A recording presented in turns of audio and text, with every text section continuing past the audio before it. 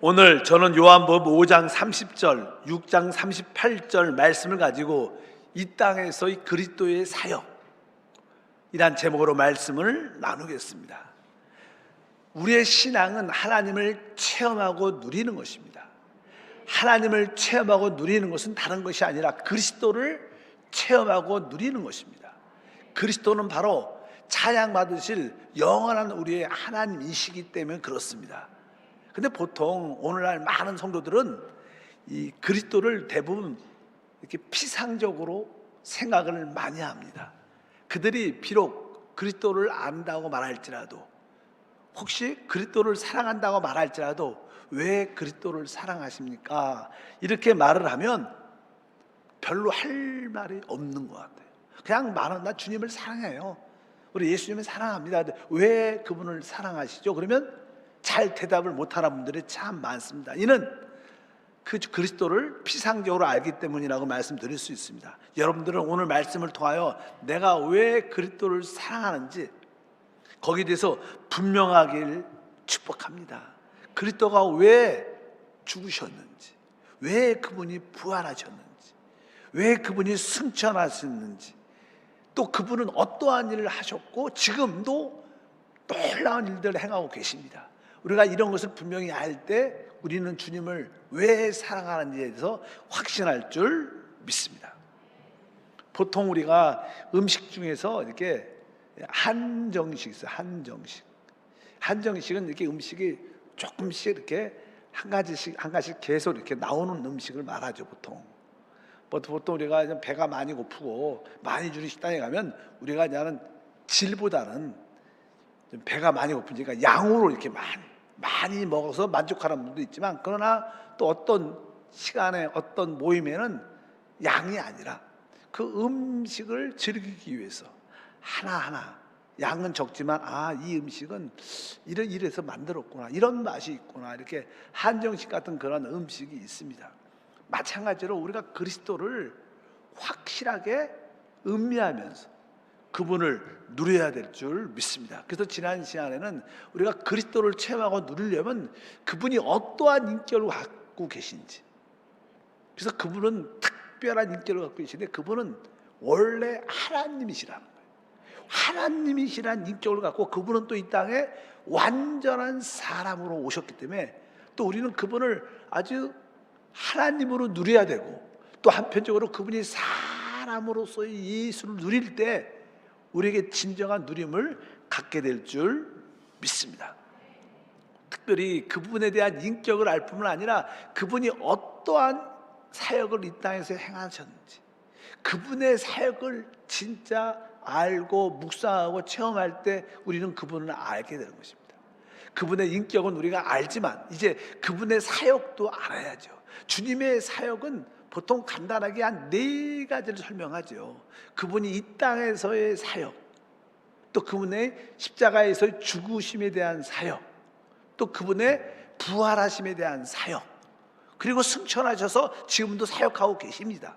그래서 여러분들이 그리스도 하나님을 안다는 것은 바로 그분의 이 4가지 부분에 대해서 올바른 이해와 체험을 갖는 것입니다. 그러면 오늘 첫 번째로 그냥 그분이 이 땅에서의 사역은 어떠한 사역인가? 그분이 이 땅에서 사실 때 그분은 보통 이제 우리가 알다시피 30년 동안 조용히 계시다가 이제 30대가 돼서 그분의 사역을 이 땅에서 3년 반 동안 하셨습니다. 보통 그냥 구약의 제사장들은 25살에서 그냥 30살까지 이렇게 실습 같은 그런 시간을 갖고요, 30살부터 정식으로 제사장의 사역을 하게 됩니다. 아마 주님께서 30대 사역을 하신 것은 그분이 바로 하나님의 제사장으로서 이 땅에 오셔서 그분의 사역을 이룬다는 그런 한 뜻도 가지고 있습니다. 그러면 그분이 이 땅에서의 3년만 동안의 사역의 핵심적인 내용이 무엇이냐? 그것이 사실 복음서에 기록되어 있어요. 복음서에. 첫 번째, 마태복음에서는 주님은 어떠한 사역을 하셨을까? 우리가 마태복음에서 핵심적인 내용은 4장 17절에 기록되어 있습니다. 다 같이 읽어보니까 이때부터 예수께서 비로소 전파하여 이르시되 회개하라 천국이 가까이 왔느니라 하시더라.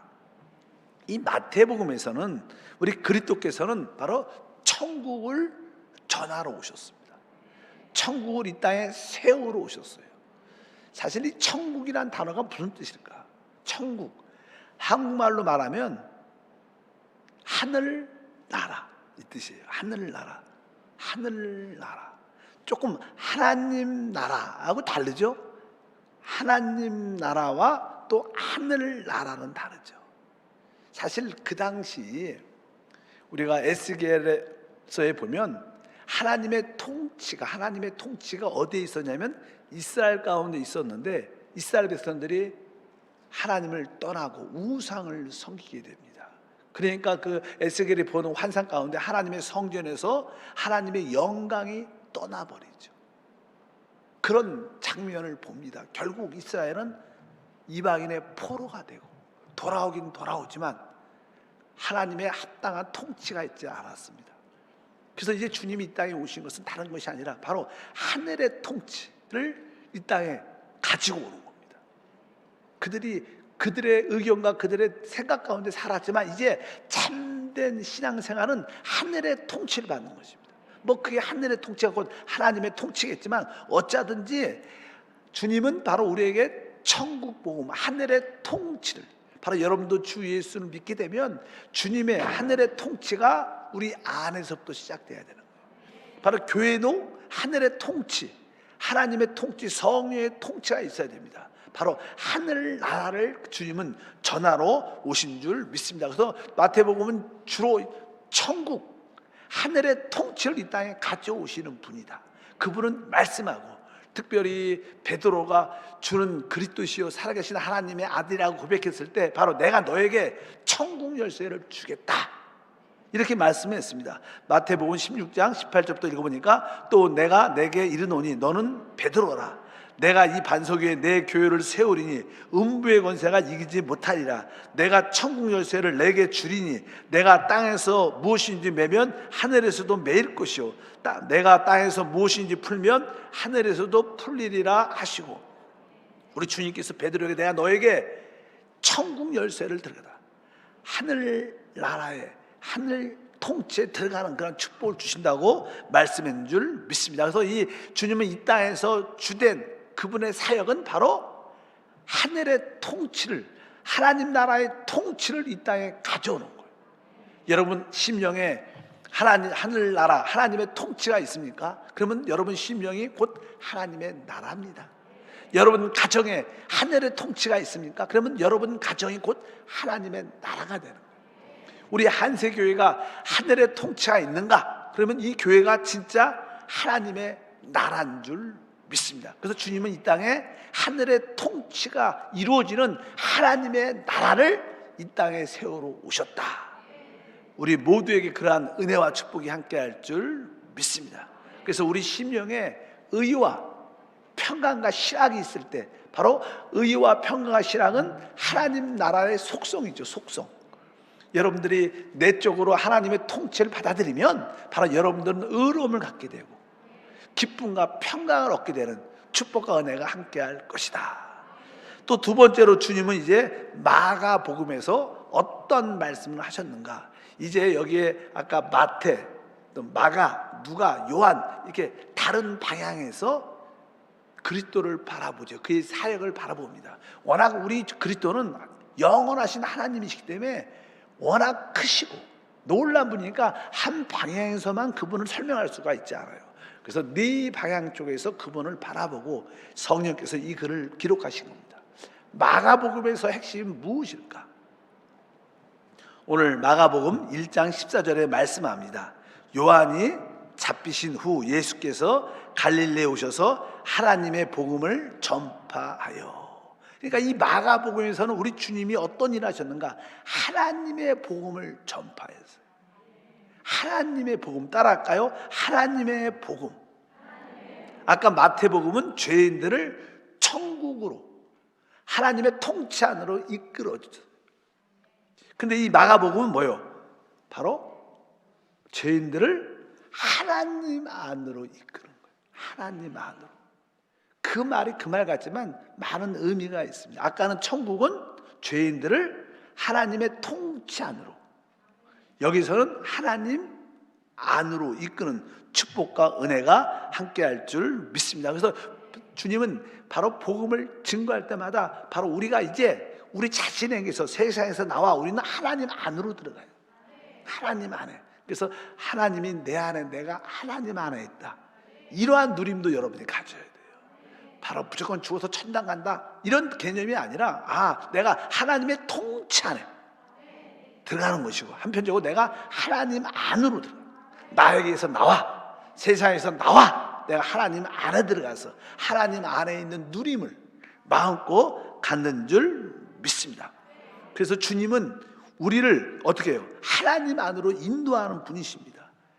또 그분은 한편으로 우리를 하나님의 통치 천국으로도 인도하시는 분인 줄 믿습니다. 그래서 주여 기도할 때마다 하나님, 나는 주님을 구속자, 나의 구원자일 뿐만 아니라 나를 하나님 안으로 이끌어 주시고 나를 하나님의 통치 안으로 이끄시는 분이십니다. 이러한 고백이 여러분 기도 가운데 있기를 바랍니다. 그래서 특별히 이 마가복음은 우리 주님께서 이제는 씨 뿌리는 비유를 설명합니다. 씨 뿌리는 비유. 그래서 이 사실 우리 예수님이 하나님 나라의 씨죠. 예수님이 하나님 나라의 씨인데 그 씨를 어디에? 우리 마음에 뿌리러 옵니다. 그럼 우리 안에 하나님 나라가 씨가 뿌려졌기 때문에 그것이 어떻게 자라갖고 이 씨는 결국 꽃을 활짝 핍니다. 바로 이 하나님 나라는 여러분 심령 안에 하나님의 꽃이 활짝 필 때 우리는 하나님 안에서 최고의 누림을 갖게 될 줄 믿습니다. 마가복음 4장 11절에도 그런 표현이 있어요. 이르시되 하나님 나라의 비밀을 너희에게 주었으나 외인에게는 모든 것으로 비유로 하나니. 특별히 우리 주님은 사실 이 씨 뿌리는 자의 비유, 그래서 여러 가지 비유의 말씀을 전하셨어요. 이단도 이런 말씀을 많이 해요. 사실요, 우리 주님께서 이 비유로 말씀하신 이유는 뒤에 보니까 오해인들에게 모든 것을 비유로 했다니까. 하나님은 주님이 이 땅에 오셨을 때 하나님의 뜻은요, 하나님이 창세전에 택한 자들을 부르시는 거예요. 하나님이 택하지 않은, 예정되지 않은 자들은 하나님이 구원시키지 않습니다. 이미 하나님의 전지하심과 예지하심을 통하여 하나님이 이미 선택한 자들이 있는 거예요. 우리가 복음을 전하는 것도요, 하나님이 택한 사람을 찾는 거죠. 그냥 아무나 예수 믿고 그런 게 아닙니다. 사실 우리가 시간이 지나고 나면 하나님이 택한 사람만이 예수를 믿게 되는구나. 하나님이 택한 사람만이 구원을 받게 되는, 이런 걸 많이 느끼죠. 그래서 이 하나님이 복음을 전할 때 바로 택한 자를 찾는, 그래서 하나님이 택하지 않은 자들이 또 구원을 받으면 안 되니까 주님이 비유를 말씀하셨다 이렇게 설명을 합니다. 어쩌든지 우리 주님은 바로 하나님 나라를, 바로 즉 하나님 안으로 들어갈 수 있는 그런 길들을 우리 가운데 함께 할 줄 믿습니다. 세 번째로 우리가 그냥 누가복음이죠. 누가복음은 아주 오래 그런 이야기를 들었어요. 누가복음은 다른 것이 아니라 바로 신년을 선포하죠. 신년을 선포한다는 것은 다른 것이 아닙니다. 바로 우리가 그동안 잃어버렸던 기업을 다시 한번 회복하고, 우리가 그동안 포로됐던, 종살이했던 것에서 다시 한번 해방되는 그런 의미를 갖죠. 그래서 이 신년을 선포하는 복음은 역동적인 구원입니다. 능력 있는 구원이에요. 그래서 이제 누가복음에 그 말씀을 합니다. 18절과 4장 19절 읽어보니까 주의 성령이 내게 임하셨으니 이는 가난한 자의 복음을 전하게 하시려고 내게 기름을 부으시고 나를 보내사 포로된 자에게 자유를, 눈먼 자에게 다시 보게 함을 전파하며 눌린 자를 자유롭게 하고 주의 은혜의 해를 전파하게 하려 하심이라 하였도다. 바로 이 누가복음은 주님이 주의 성령의 기름 부음을 통하여 바로 신년을 선포하는 것이다. 사실 하나님을 우리는 한때는 기업으로 받았지만 하나님을 다 잃어버렸어요. 그 결과 사람들은 모든 마귀의 포로된 종로를 타고 있습니다. 어떤 누구도 자유하지 않죠. 이 세상에 있는 어떤 누구도요 자유하지 않습니다. 대통령도, 정치 위정자들도, 사학가들도 다 우리가 볼 때, 하나님 볼 때는 다 포로된 자들이에요. 다 포로된, 진짜 왜? 그들은 하나님을 잃어버렸기 때문에. 그들은 다 포로된 자들인데 우리 주님은 이 땅에 오셔서 그런 포로된 자를 어떻게 회복시키는 거예요. 자유와 해방을 주시는 것입니다. 그러려면 먼저 바로 우리의 참된 기업인 하나님을 찾아야 돼. 바로 그리스도가 나의 기업이고 나의 모든 것이다. 이것을 우리가 먼저 회복될 때 우리는 그때부터 비로소 모든 포로됨에서 종로에서 자유와 해방을 얻게 될 줄 믿습니다. 그래서 신년을 주님은 선포하고 포로된 자에게 자유를 선포하고 그들을 실제로 자유롭게 하셨습니다. 그래서 누가복음에 보면 이 포로된 자들이 해방되는 그런 일들이 많이 기록되어 있어요. 예를 들어서 돌아온 탕자, 누가복음 15장에 한때 그 아들은 아버지를 자기의 기업으로 갖고 있었다가 그 자기의 유산을 가지고 다 멀리 나가서 화라방탕 다 소비해서 결국 모든 것을 다 잃어버렸어요. 즉 아버지를 기업으로 갖고 있었던 것은 축복도 잃어버렸고 결국 나중에는 종 노릇하는 돼지 키우는 지연 열매도 먹지 못하는 그런 포로된 가운데 있었어요. 그런데 그가 아버지께 돌아오니까 다시 한번 잃어버렸던 아버지의 기업을 회복하고 거기 모든 포로됨에서 자유롭게 얻는 놀라운 역사가 나오죠. 이런 것들도 보면 하나님의 이 신년의 선포는 바로 역동적인 구원을 일으켜 주는구나. 또 누가복음 19장도 마찬가지입니다. 우리가 너무나 잘 아는 삭개오 이야기죠. 삭개오는 사람은 이 세금을 취대하는 바로 이게 그런 세금장이었는데 특별히 로마 정부를 위해서 일을 많이 했기 때문에 그 자기의 지위의 남용을 통하여 많이 돈을 이렇게 착취했죠. 그래도 그 마음 속에는 늘 죄에 대한 두려움도 있었기 때문에 그리고 한편적으로 그리스도 메시아를 사모하는 마음이 유대인들에게는 다 있었어요. 그도 죄를 많이 지니까 더 많이 그런 애통한 마음이 있어요. 실제로 별로 좋은 이야기는 아닌데 옛날에 그냥 우리 동경순복음교회라고 있어요. 그렇죠? 동경순복음교회. 거기에 보면 옛날에는 이렇게 뭐라 그럴까, 일본이 이렇게 엔화 가치가 높기 때문에 일하러 많이 이렇게 많이 갔어요. 그래서 옛날에는 이렇게 젊은 여자들이 많이 가서 술집이나 그런 데 가서 일을 해서 돈을 많이 벌었다고 그러더라고요. 그래서 그 동경순복음에 가면 그런 젊은 그런 데서 이렇게 일하고 서빙하는 그런 성도들이 많았대요. 옛날에 초창기에. 그래갖고 그분들이 늘 이렇게 알게 모르게 죄의식이 있는 거예요. 죄의식. 하나님은 믿지만 또 생활 여러 가지로 인하여 그렇게 살 수밖에 없는 또 이렇게 그런 모습을 많이 갖고 있다가 그래서 교회에 와갖고 하나님께 예배 드리고 그러면 항상 예배를 드리면 그 담임 목사님이 얘기해 주면 어떤 성도들이 젊고 이쁘장한데 그냥 많이 운대. 그리고 일단 또 생활에 나가서 또 그럴 수밖에 없고 그런 모습을. 근데 그분이 진짜 헌금을 많이 한대.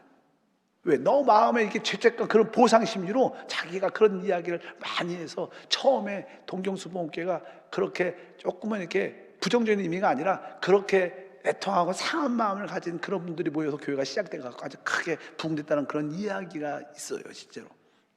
어쩐지 삭개오도 조금은 그런 돈 때문에 그런 세례 일을 했었는데 주님을 찾는 애통한 마음이 있어갖고 키는 작은 사람이죠. 그가 작은 나무에 묵나무에 올라가서 주님이 지나간다 보니까 멀리서 한번 주님만 바라보려고. 근데 주님은 벌써 알고 그곳을 지나가다가 삭개오야 내려와라. 오늘 밤 내가 네 집에서 유하겠다. 그리고 실제로 주님이 그 집에 가셨어요. 그러니까 삭개오가 너무나 감사해서 주님 내 재산의 반을 가난한 자에게 주겠습니다. 그뿐만 아니라 내가 속여서 빼앗은 돈이 있다면 내가 4배로 다 갚겠습니다. 이렇게 고백을 주님 앞에 합니다. 그러니까 우리 주님께서 삭개오야 오늘 이 집에 구원이 임했느니라. 그러니까 그 삭개오가 받은 구원은 어떤 구원이에요? 역동적인 구원이에요. 진짜 능력 있는 구원이죠. 그러니까 자기의 생명 같은 돈을 다 돌려주는 그런 역사들. 그러니까 그것이 뭐예요? 신년이라는 거예요. 참된 신년은 하나님을 기업으로 다시 한번 찾는 것이고 모든 돈의 포로가 되고 세상의 포로가 된 것에서 자유를 얻는 최고의 축복의 복음을 우리 주님이 전하신 줄 믿습니다. 그래서 누가복음에서는 바로 신년을 선포하고 모두 포로된 자를 자유케 하는 놀라운 복음을 그분이 이 땅에서 행하신 줄 믿습니다. 그리고 나서 그냥 네 번째는 요한복음. 요한복음은 설명하기가 그렇게 쉽지 않습니다. 요한복음의 주제는요, 그분이 하나님의 아들로 이 땅에 오셔서 그분이 누구를? 하나님을 나타냈다는 거예요. 그분은 자신을 살지 않고 아버지를 살았어요. 아들로서 이 땅에 오셨지만 그분은 아들로서 산 게 아니라 그 아버지의 생명을 살았기 때문에 바로 제자들이 나를 본 자는 아버지를 보았다. 그리고 그분은 이 땅에서 결코 자기의 뜻을 이루지 않아. 아들의 뜻을 이루는 게 아니라 나는 나를 보내신 아버지의 뜻을 행하러 왔다. 여기에 우리 말씀을 보면 그런 말씀이 기록되어 있죠. 요한복음 14장 9절에 예수께서 이르시되 빌립아, 내가 이렇게 오래 너희와 함께 있을 때 내가 나를 알지 못하느냐? 나를 본 자는 아버지를 보았거늘 어찌하여 아버지를 보이려 하느냐? 그러니까 우리 주님은 이 땅에서 아들을 나타낸 게 아니라 아버지를 보여준 사람이에요. 그래서 우리는 주 예수님을 보면 아버지를 보이는 거하고 똑같은 겁니다.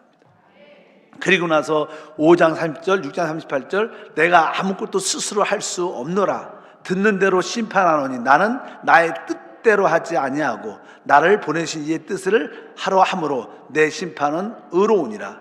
내가 하늘에서 내려온 것은 내 뜻을 행하려 함이 아니요 나를 보내신 이의 뜻을 행하려 함이니라. 바로 주님은 이 땅에 오셔서 자기의 어떤 뜻이나 자기의 의도를 성취할 마음이 없었어요. 오직 나를 보내신 아버지의 뜻을 행하러 왔다는 것입니다. 참된 믿음의 생활이 무엇일까? 이 땅에서 우리의 믿음의 생활은 무엇일까? 우리는 바로 우리 영 안에서 주를 섬김으로 하나님을 나타내는 거예요. 그리고 우리의 뜻이 아니라 아버지의 뜻을 행하는 게 우리의 신앙생활의 참된 본분인 줄 믿습니다. 그래서 요한복음에서는 바로 그것을 우리에게 보여주는 거예요. 바로 주님이 아버지를 나타내셨고 그뿐만 이 땅에서 자기의 뜻과 어떤 의도가 아니라 아버지의 뜻과 의도를 이루기 위해서 이 땅에서 모든 것을 사신 줄 믿습니다. 그래서 이 공생애에서 사역에서 네 가지 복음서에서 이러한 의미의 사역들이 많죠. 그 가운데 뭐 귀신을 쫓고 질병을 고치고 안진병이를 일으켜 세우고 죽은 자를 부활시키고 다양한 물을 포도주로 바뀌고 이러한 이야기들이 다 아버지를 표현하고 아버지의 뜻을 이루는 내용들에 다 포함되어 있는 거예요. 그래서 주님이 이 땅에서의 3년 반 사역은 이러한 사역이었구나. 이것을 우리가 기본적으로 알아야 됩니다. 그래서 여러분들이 내가 왜 주님을 사랑하는가? 그래서 거기에 대한 확신과 은혜가 있기를 바랍니다. 아까 제가 서두에 주님의 사역에는 4가지가 있다. 요약해서 첫 번째는 주님이 이 땅에서의 공생에 살아계셔서 사역하시는 것. 두 번째 그분의 사역은 십자가의 죽으심. 또 세 번째는 부활하신 사역. 또 네 번째는 승천하신 사역입니다. 그래서 아까 이 땅에서의 사역은 사복음서에 이런 내용들이 쭉 기록되어 있죠.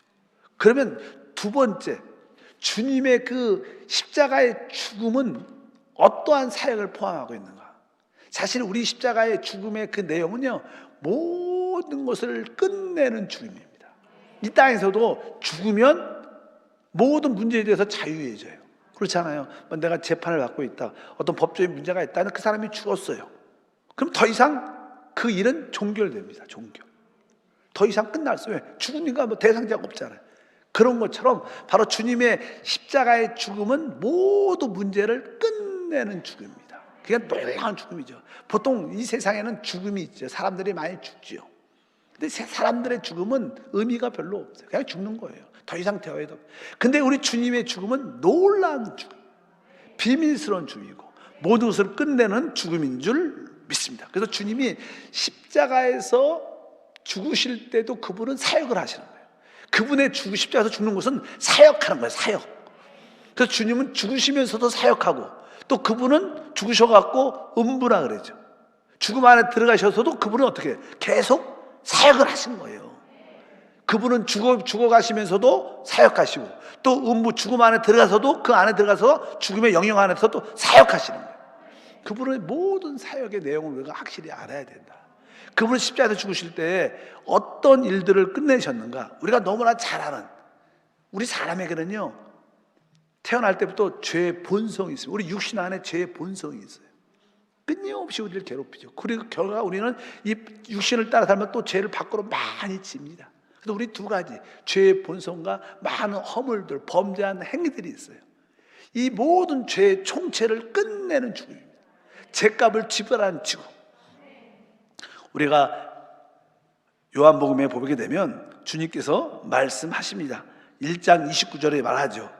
이튿날 요한이 예수께서 자기에게 나오심을 보고 이르되 보라, 세상 죄를 지고 가는 하나님의 어린 양이로다. 어린 양이다. 세상 죄를 지고 가는 하나님의 어린 양. 이것은 우리의 죄의 본성뿐만 아니라 우리가 범죄한 모든 죄의 행위와 허물들을 다 포함해서 모든 죄의 총체를 끝내는 죽음. 세상 죄를 지고 가는 하나님의 어린 양. 얼마나 큰 축복인지 모릅니다.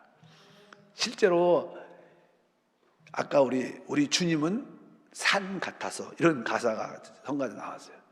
아주 우리 주님은 큰 산인데요, 조금 맥락이 다르지만 죄라는 것은요 진짜 큰 산이에요.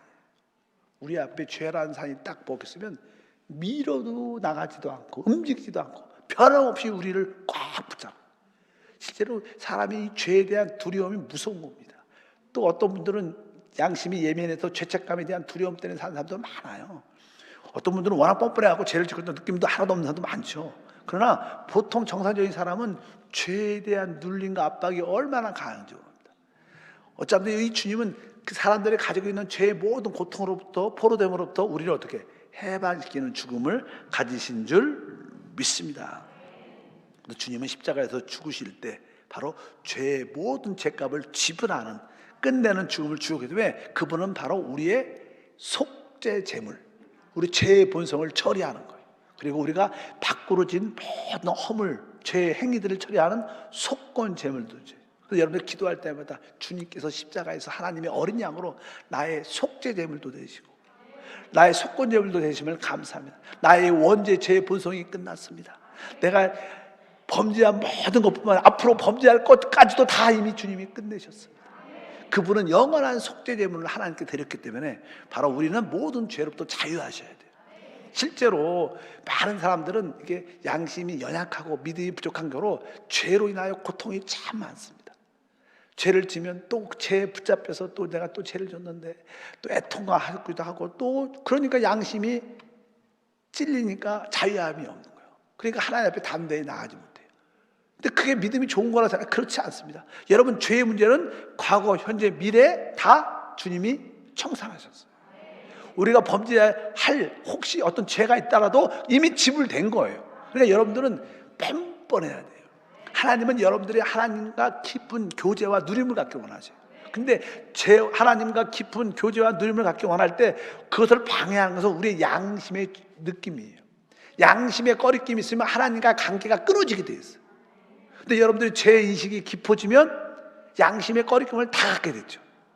그러면 하나님과의 누림이 끊어지는 거예요. 여러분 심령에 예수의 피가 있기 때문에 뻔뻔할 정도로 예수의 피를 붙잡아야 돼요. 나는 예수의 피가 내 양심에 흐르고 있다. 사단아, 넌 나에 더 이상 건드릴 수 없다. 그래, 너 또 죄 짓지 않아. 그래, 나 죄 졌다. 어떨래? 그렇게 여러분이 담대해야 돼요. 너무 죄에 대해서 예민하면요, 여러분들이 하나님과의 깊은 누림과 체험을 갖지 못합니다. 죄가 큰 게 아니라 보혈이 훨씬 큽니다. 그래서 여러분들이 하나님의 어린 양으로서 우리 모든 죄의 총체가 이미 끝난 것이다. 그래서 여러분들의 모든 죄로부터 자유함을 얻기를 주의 이름으로 축복합니다. 설사 죄를 질지라도 자백하면 됩니다. 자백하면 보혈의 역사가 우리 가운데 흐르게 되어 있는 것을 확실하게 누리기를 바랍니다. 두 번째는 사실 우리 주님께서 로마서 8장 3절을 보면 이런 말씀이 기록되어 있어요. 율법이 육신으로 말미암아 연약하게 할 수 없는 것을 하나님은 하시나니 곧 죄로 말미암아 자기 아들을 죄 있는 육신의 모양으로 보내어 육신의 죄를 정하사.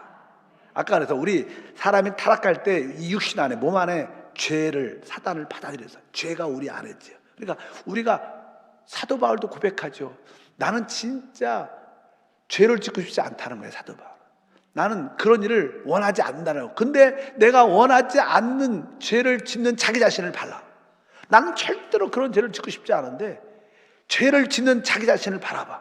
나는 죄를 짓고 싶은 마음이 없는데 죄를 짓는 자기를 바라봐. 그렇다면 이게 왜? 그거는 내가 아니라 내 속에 거하는 뭐라 그래요? 죄라는 거야. 바로 죄라는 이 생명은 우리 육신 안에 있어요. 그 죄라는 생명이 누구냐? 주인이 사단이에요, 사단.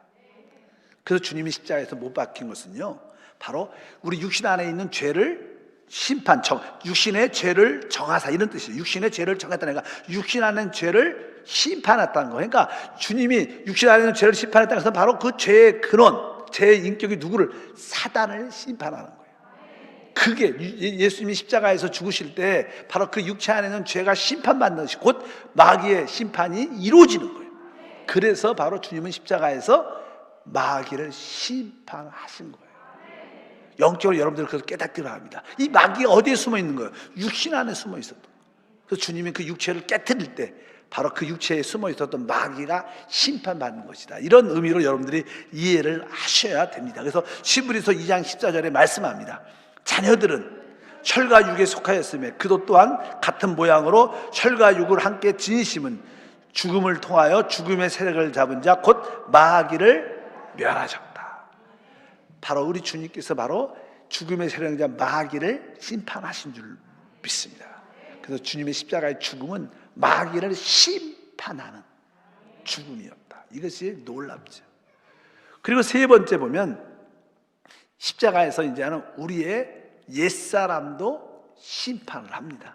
우리가 로마서 6장 6절에 기록되어 있죠. 우리가 알거니와 우리의 옛사람이 예수와 함께 십자가에 못 박힌 것은 죄의 몸이 죽어 다시는 우리가 죄에게 종노릇하지 아니하려 함이니, 이렇게 말씀합니다. 보통 우리가 신앙이 예수님이 날 위해서 죽으셨어, 로마서에서 보는 구원의 과정을 보면 잘 나오죠. 우리 양육책에 보게 되면 예수님이 첫 번째는 날 위해서 죽으셨고, 그 다음 단계는 주님만 죽으신 게 아니라 나도 함께 그리스도와 함께 십자가에 못 박혔구나, 내 옛사람도 그리스도와 함께 십자가에 못 박혔구나. 왜냐하면 사람은 타락했기 때문에, 타락했다는 것은 이 육신 옛사람을 가지고 있는 거예요. 육신 안에 누가 있어요? 항상 말하는 죄가 있고 사망이 있고 마귀가 있는 거예요. 그러니까 하나님은 이 옛사람을 싫어하셔요. 하나님은 이 육신을 싫어합니다. 그래서 육신에 있는 자도 하나님을 기쁘시게 할 수 없어요. 그래서 하나님이 하나님을 섬기려면 우리 옛사람으로 육신으로 하나님을 섬길 수 있지 않는 겁니다.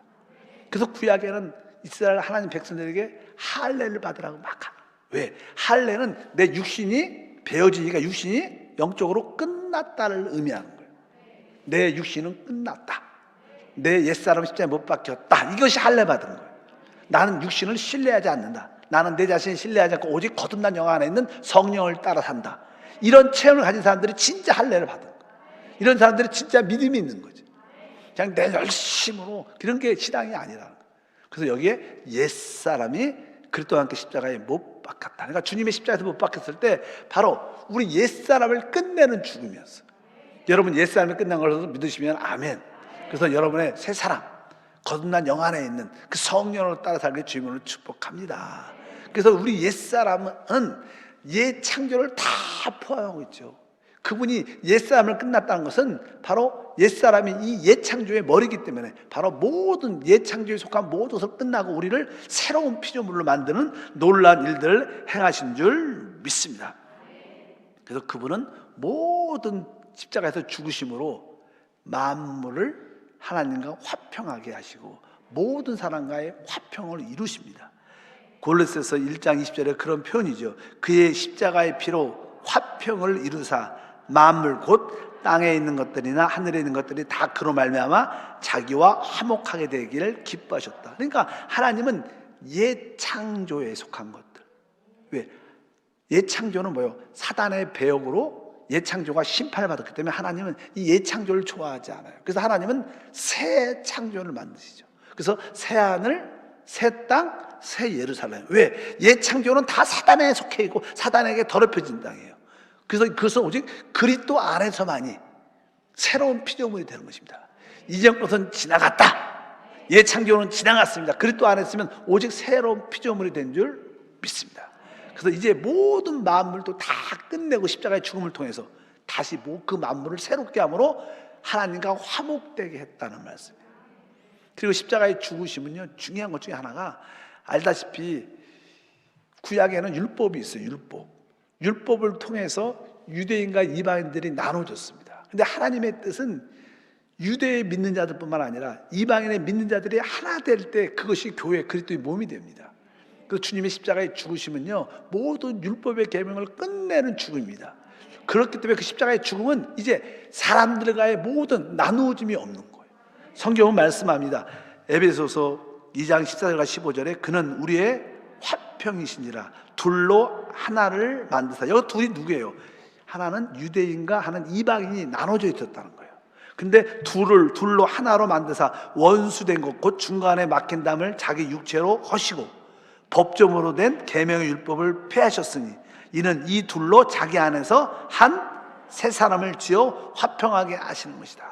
그래서 이 구약의 그 율법 때문에 유대인과 이방인들이 둘로 나눠져 있는데 이제 주님이 십자가에서 그 계명의 율법을 폐하심으로 더 이상 나누어지는 규례가 없어진 거예요. 그래서 그리스도 예수 안에 있으면 모든 민족을 넘어 유대인, 이방인, 러시아인, 일본인, 한국인, 중국인 이런 걸 다 넘어서 그리스도 안에서 우리 믿는 자들은 다 한 새 사람들. 우리가 일본 사람을 혹 싫어하더라도, 싫어하는 사람 별로 없겠지만 어쩌든지 중국 사람을 싫어하더라도, 북한 사람을 싫어하더라도, 누굴 싫어하더라도 우리는 그리스도 안에서는 다 형제예요. 그러니까 잠깐만 교회 안에서 인종 얘기하면 안 돼. 경상도 이야기하고 전라도 이야기하고 충청도 이야기 그러면 안 돼. 교회는 그게 아니에요. 교회는 다 그리스도 안에서 한 세 사람. 바로 우리 민족도 넘어서고 바로 이 모든 인종도 넘어서야 돼. 백인, 흑인 이런 거 다 넘어서. 교회 안에서 그런 걸 따진다. 그럼 그곳에는 주님이 안 계신 거죠. 여러분들 그것을 아시길 바랍니다. 그런 예가 많아요. 미국의 어떤 교회에 흑인 교회인데, 아니 흑인 교회가 아니라 백인 교회인데 어떤 자는 백인 교회라고 말하는 좋은데 근데 어떤 좀 흑인 그분이 이제는 예배가 돼서 겨울에 하나님께 예배 드리러 가는데 여기는 백인 교회라 흑인들이 못 들어옵니다. 그러니까 무슨 그분이 상처를 마음에 받. 어떻게 교회가 그럴 수 있는가? 그래서 들어가지도 못하고 그 문 앞에서 눈물을 흘리면서 아쉬운 마음을 갖고 있는데 누군가가 찾아온대. 야, 걱정하고 염려하지 마라. 근데 영적인 눈이 딱 뜨니까 예수님이야. 나도 못 들어갔다. 그러니까 걱정하지 마라. 실제로 교회 안에는 그런 모습을 가지면 안 된다. 교회는 모든 인종을 넘어서야 돼. 여러분들이 그것을 이루길 바랍니다. 그 모든 문제가 십자가에서도 끝난 거예요. 그러니까 약간 여러분들 나름대로 어떤 법을 갖고 만들어서 이래야 되는데 교회는 이래야 돼. 그런 거 갖고 남들을 재고 판단하고 비판하면 안 되는 거예요. 그건 진짜 죄 짓는 거죠. 우리의 법은 성령이에요. 성령을 따라 우리 모두가 하나 되는 그런 은혜와 축복이 함께할 줄 믿습니다. 한세교회 스타일이 있어. 한세교회 스타일만 주장하면 안 되는 거예요. 그냥 다 믿는 사람은 다 받아들여요. 은혜로 다. 내 걸 너무 주장하지 말고 또 너무 이렇게 또 무시하지 말고 어쩌든지 그리스도 안에서 우리가 한 새 사람이 되었다. 왜? 우리의 간격, 우리의 어떤 벌어진 나누어짐을 만드는 모든 요소가 십자가에서 다 확실하게 끝난 줄 믿습니다. 마지막으로 이제 그분의 십자가의 죽음은 놀라운 것이 바로 그분은 하나님의 미랄로 왔어요. 여기 미랄에 하나님의 미랄 안에는요 그 미래 생명이 있죠. 근데 그 생명이 땅에 떨어져 죽으면 껍질이 터서 죽으면 거기서 뿌리를 내리고 싹이 나면서 쫙 자라죠. 그리고 나중에 똑같은 많은 열매를 맺게 돼요. 우리 주님은 이 땅에 오셨을 때 그 안에 하나님의 생명이 있죠. 영생이 있죠. 근데 그 생명을 해방해서 우리에게 나눠주는 게 하나님의 뜻입니다. 그래서 그분이 이 땅에 오셔서 하나의 미랄로 죽었습니다.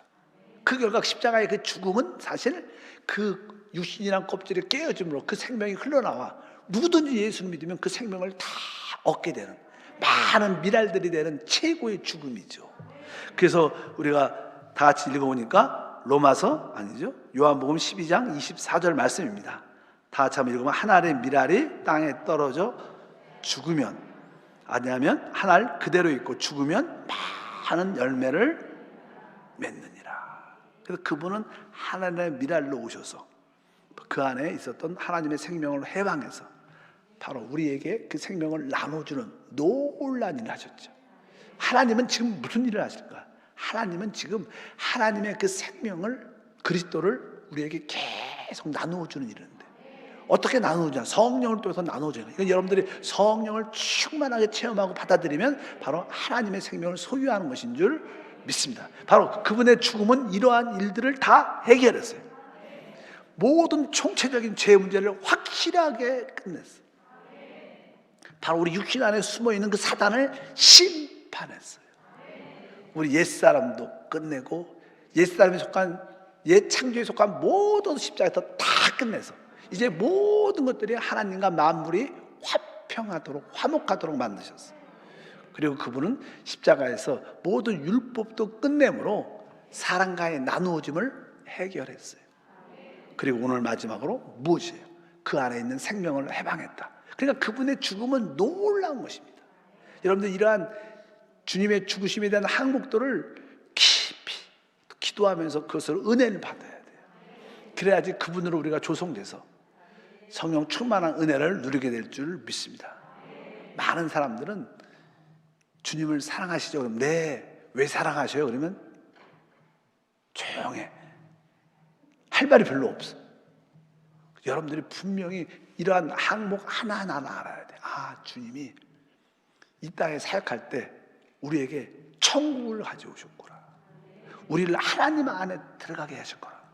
우리에게 신년을 선포하고 모든 뿔에서 자유를 주셨구나. 그리고 그분은 바로 하나님을 나타내셨고 하나님의 뜻을 이루셨구나. 이러한 놀라운 분을 내가 사랑한다.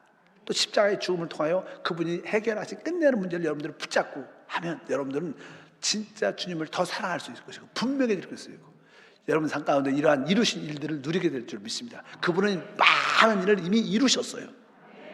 또 그리고 많은 일들을 지금 행하고 계셔요. 그것을 누리고 행하시는 그 일을 마음껏 누리기를 축복합니다. 하나님 감사합니다. 우리의 신앙은 그리스도를 체험하고 누리는 것입니다. 다시 한번 그리스도를 더 깊이 체험하고 누릴 수 있도록 그리스도에 대한 합당한 인식이 세워지게 하소서.